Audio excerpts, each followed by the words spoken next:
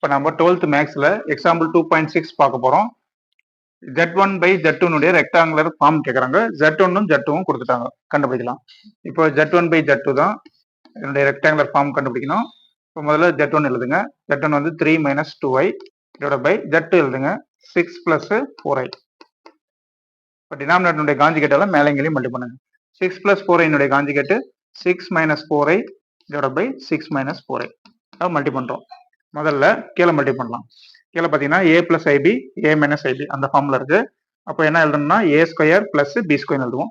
a ஸ்கொயர்னா 6 square plus B ஸ்கொயர்னா 4 square. ஓகேங்களா? இந்த ஐலாம் கீழே எதுவும் வராது. சரி, மேலே பேர் மல்டி பண்ணலாம்.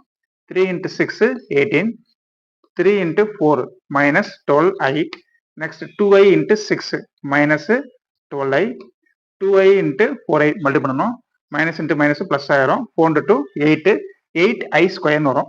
8i ஸ்கொயர், ஐ ஸ்கொயரோட வேல்யூ -1. அப்போ நம்மளுக்கு என்ன கிடைக்கும்? -8 கிடைக்கும். அப்போ இங்க -8. இந்த ஸ்டெப் இம்பார்ட்டன்ட், பொறுமையா படிச்சுங்க. இப்போ டிவைடட் பை 6 ஸ்கொயர்னா 36 பிளஸ் 4 ஸ்கொயர்னா 16 இன்ட்டு இங்க பார்த்தீங்கன்னா 18 மைனஸ் 8, 18 மைனஸ் 8 வந்து 10ன்னு கிடைக்கும். Minus 12i minus 12i minus 24iன்னு கிடைக்கும்.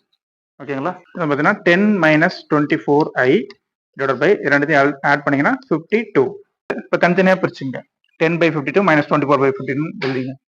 equal to 10 divided by 52 minus 24 by 52. 24i divided by 52.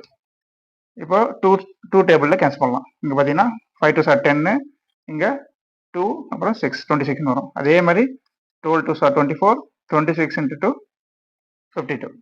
அப்புறம் 12 26 கேன்சல் பண்ணலாம். இங்கே 6 டைம்ஸ் வரும். 6 2 சார் 12, இங்கே 13 2 சார் 26 வரும். அப்போ 5 divided by 26 minus 6i divided by 13 கிடைக்கும். இதுதான் Z1 divided by Z2. ஓகேங்களா? ஈஸி சம் தான், பொறுமையாக படிங்க. Best friends.